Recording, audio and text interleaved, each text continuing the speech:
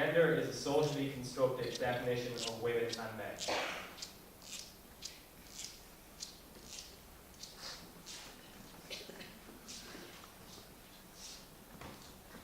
Gender is determined by the jobs we are given, by the roles that we play, and by who society expects us to be.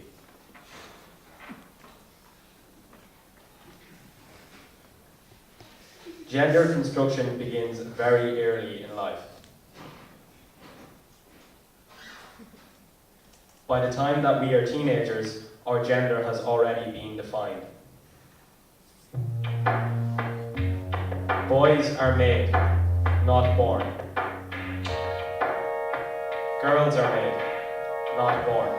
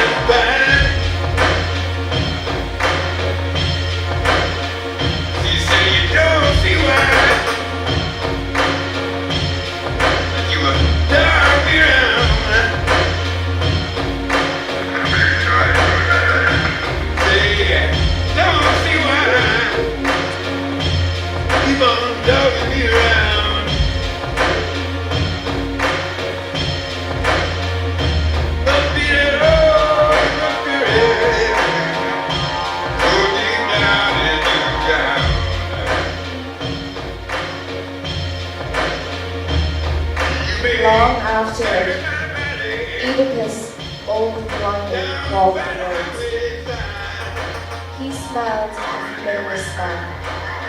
It was the Sphinx.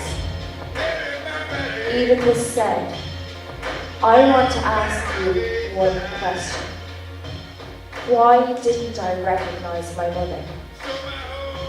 You gave the wrong answer, said the Sphinx.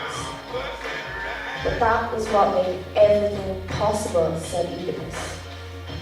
No, she said, 2 at noon and 3 in the evening. You answered man. You never said anything about woman. When you say man, said Oedipus, you include women too. Everyone knows that. She said, that's what you think.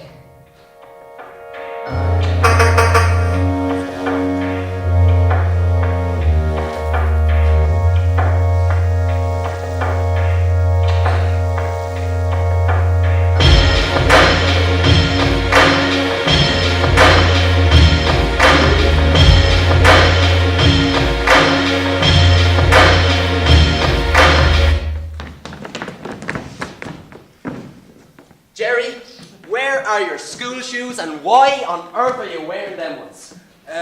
Sir, I have dance later on. Dancing? Yeah.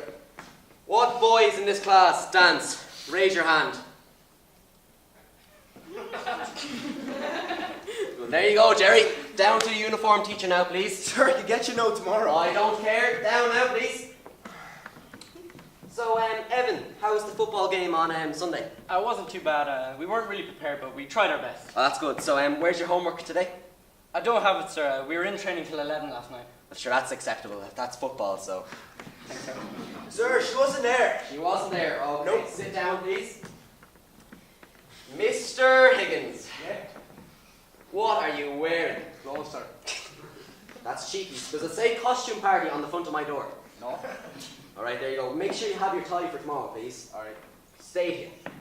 Appearance is everything, boys. And the only way to get a girlfriend is to look like a real man.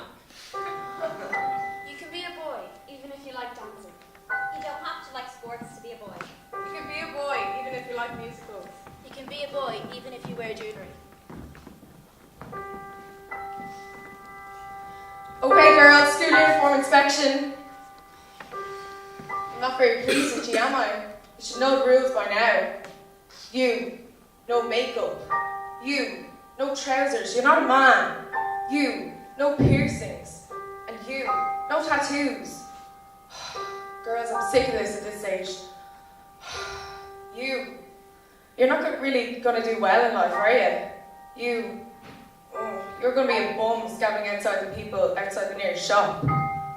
You're going to be working in McDonald's. And well, you're going to be pregnant. You can be a girl even if you have piercings. You can be a girl even if you wear trousers. You can be a girl even if you have tattoos. You can be a girl even if you play sports.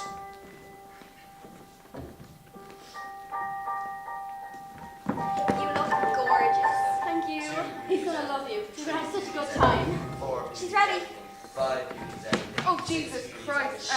Oh, what? Did you put any Oh makeup my on? God, alright. Yeah, We'll that's fix true. it. We'll fix it. It's okay, we'll fix it. Fix it. Yeah, we'll fix it. 12 beauties, Right, everything. oh God. 13 Pull beauties, up your everything. sleeves. 14 beauties, everything. Pull them up. 15 beauties, everything. Pull that down. 16 beauties, everything. Okay. 17 beauties, Yeah, okay. What do you think? She looks like a prostitute. Prostitute? She cannot go out like that. Gorgeous! Ding dong! Oh, it's here! Are you ready? Are you ready?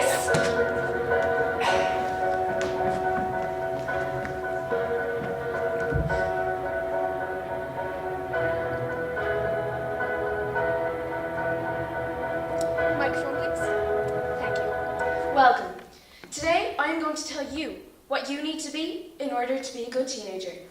There are a certain number of rules that you will be expected to follow, such as don't smoke, don't drink, don't do drugs, do your homework, listen to your parents, listen to your teachers, and most importantly, don't get caught up in relationships. That is what you will need to do if you want to be a good teenager. And we have an example of this wonderful teenager right in here with us today. This is Jerry. He's studying science. Someday he is going to work for Pfizer, and he is going to be a great success. On the other hand, we have the arts student, studying something like philosophy, psychology, classics, or God forbid the theatre. He is not going to be a success, and he is not going to make anything of himself. Now, do you have any questions from the audience? Oh yes, the young lady in front. What's so bad about studying philosophy or the theatre? If he's following his passions, what's so bad about that? Oh, you sweet, naive child. Europe needs employees. We need people to man the computers that we rely on. We don't need people to prance around the stage or to tell us about the meaning of life. You have a choice to make. Would you rather help Europe or just think about helping Europe?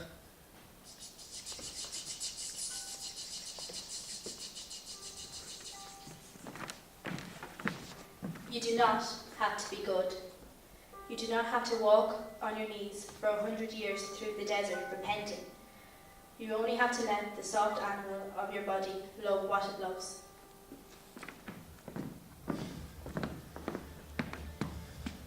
Epic fails. Being a teenager is all about awkwardness. You know those embarrassing moments that make your skin crawl? I have one. This one time, I was walking home from a friend's house. I had my headphones in, so I wasn't really paying attention to where I was going. I realized I'd taken a wrong turn. But when I looked around to turn around, there was a group of people there. I mean, I just kept going the way I was going, even though it was the wrong direction. I mean, I didn't want to be that weird guy that just turns around in the middle of the street. There were no shops I could walk into, so I just kept walking. I wasn't even sure if they were still there, but I wasn't going to stop. I walked for 2 miles in the wrong direction before I was sure it was safe to turn around. That was one of the most awkward experiences of my life. The moments that make you feel as if you're standing beneath the spotlight and the attention of every living being within a 100-mile radius is zeroed in on you. Oh my god, happy birthday! Thank you. Happy birthday. Thanks. You too.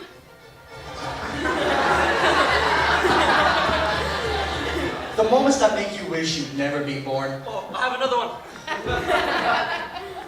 One time, I was walking around the town with my 2 friends and their friend that I didn't really know that well. He was a bit strange, but I didn't mind as long as my friends were there.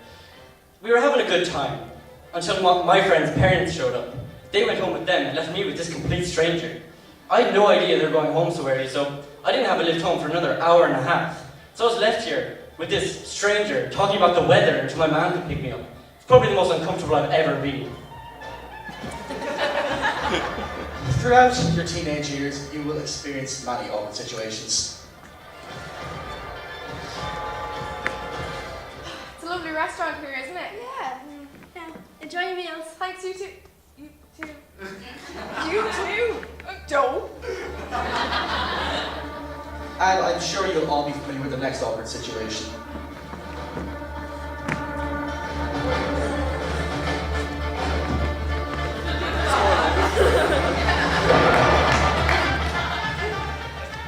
No matter how painfully awkward these moments were, the most awkward, the most embarrassing moment for a teenager is when you get rejected. Picture, you finally pluck up the courage to go talk to that girl or boy you've had your eye on. You walk over to them, planning a conversation in your head, but it doesn't work. You fail miserably and walk off alone, despite your best efforts. Nothing makes a blush rise to your cheeks quicker than the harsh blow of rejection. Diet Coke, please. I'll have a Coke too, please. Hammer. Excuse me? Just breaking the ice. I like your t-shirt. Green Day. Oh, yeah. I like their first album. I'm not too sure about their second one. Yeah, me too. The music here is pretty crap, though. Oh, it's terrible. So who are you here with? Stephen.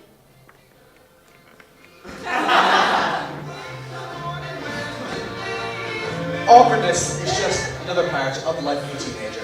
It's as normal as pimples, far too much homework, and mood swings. We can't avoid it, so you may as well laugh at it.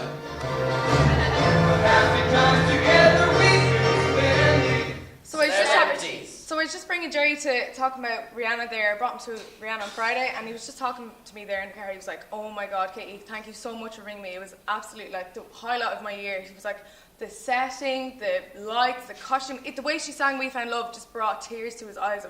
Wasn't it brilliant? It was okay. It was brilliant. No, it was okay. Like, for €90, it was a bit waste of money, and as well, like, I was distracted. Have you ever seen her forehead? Like, in person, the thing is huge. I couldn't get my mind off of it, like. But she has kind of a screechy voice thing going for her. So, Screechy voice. Yeah. What? Screechy voice. Yeah. Why? Why do you even say that stuff about her? Seriously, you never told me this before. You didn't have to go if you didn't want to.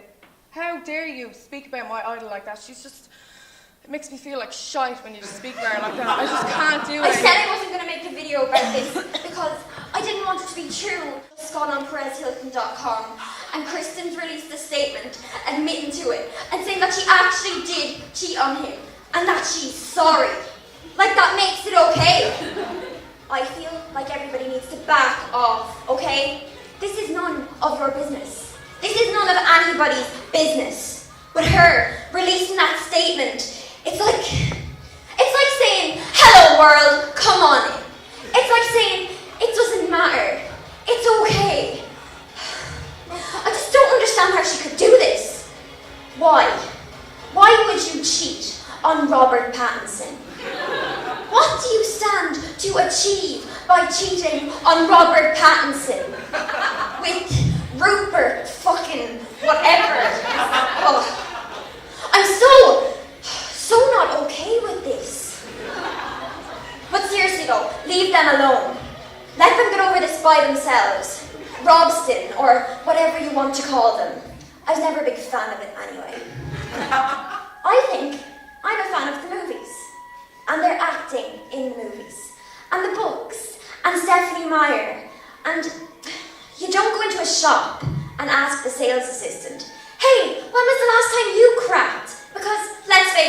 that's inappropriate. That's someone's personal information, someone's personal life. And why is it okay to ask Rob and Kristen? Why do you think it's okay to butt into their lives and act like you deserve to be a part of it? You don't, okay? If you're lucky, you get to meet them, get a hug, a signature, a photograph, maybe even say a few words to them. But you do not get to butt in, okay?